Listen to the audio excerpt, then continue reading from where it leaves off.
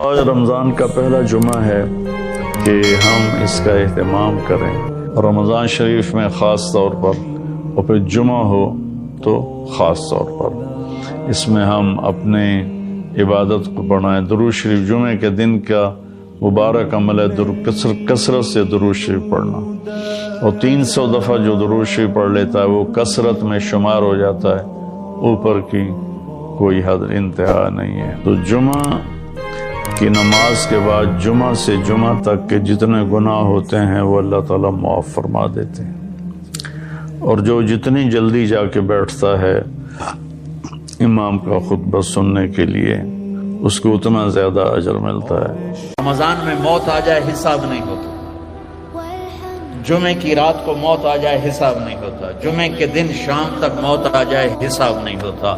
اللہ ایسا مہربان ہے۔